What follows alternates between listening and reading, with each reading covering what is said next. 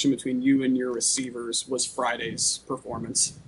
Yeah, it felt good. The kind of hit the plays we missed early in the early games, but yeah, it's just going to keep growing every week, and we had a great week to start, and so yeah, we're just keep working one better every day, and we'll see where that leads to us at the end of the season. Is that just something that takes time and getting used to each other? Yeah, it takes time, and just in the game, it's a little different from practice, but we practice it so much that we want it to become second nature, and I think we're getting to that point. How did you feel, Dylan, on Friday? Like you handled some of the post snap reads that you needed to deal with that last game that were different from the previous games where they were disguising coverage. Yeah, I think we handled it very well. Coaches gave us, the right tools to beat the defense. Pretty much saw everything that they had coming at us, and I think that just goes back to our coach preparing us and having the right game plan in place for us to be successful out there. What's the lesson or the takeaway from how overtime played out now that you've looked back on the film? Yeah, there was just I think second play, just missed Zay, and something to learn from. Obviously, first overtime, and that's not an excuse. We got to make the plays.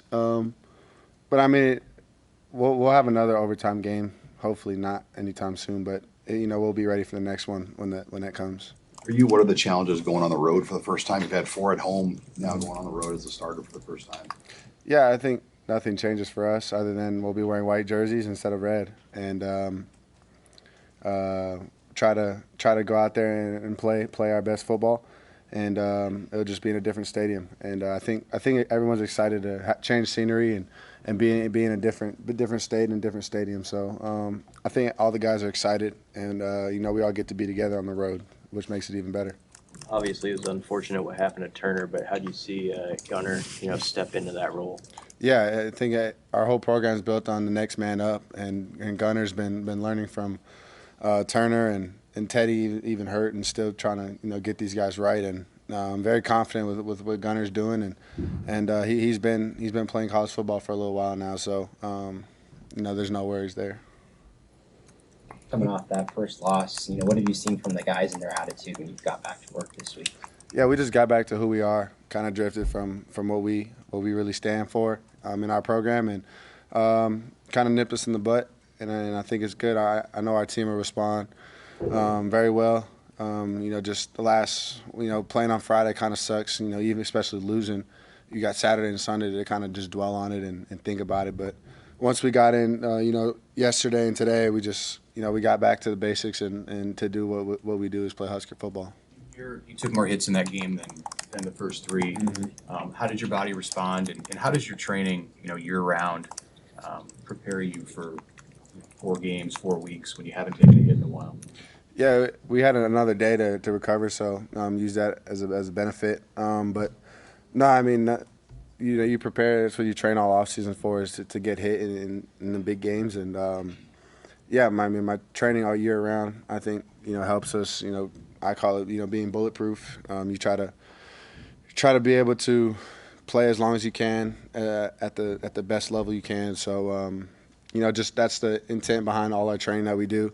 And then all the extra stuff, the stretching, the different movements that I do. But yeah, I think our O-line protected well, and with the defense they played, it just allowed them to get some pressure, and that's football, and you gotta stand in there and make throws. Dylan, what's your early evaluation on Purdue's defense? Yeah, I think they play really hard. The coordinator actually came from Illinois, so similar traits there.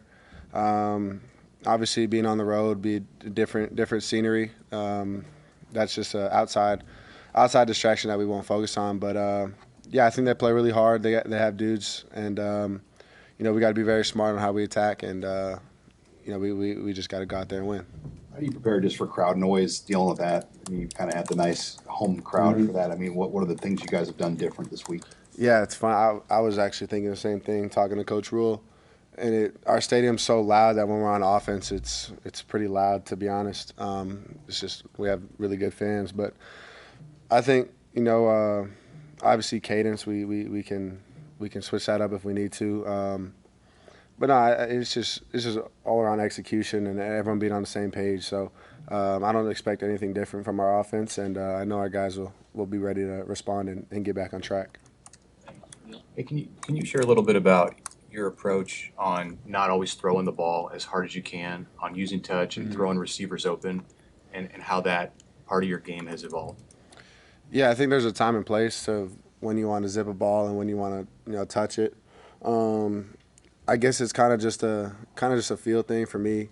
Work on both types of throws. Yeah, I mean, it's just an instinct that's been trained over and over again. Whether it's man coverage and you're throwing a guy away from coverage, or if it's zone and you have someone underneath, but you got to throw over him. So it's just things that you got to react to in the game right away. And I think Coach Thomas has done a great job of preparing all those scenarios for us. So when it happens in the game, we just react and play. Thanks. Thank you.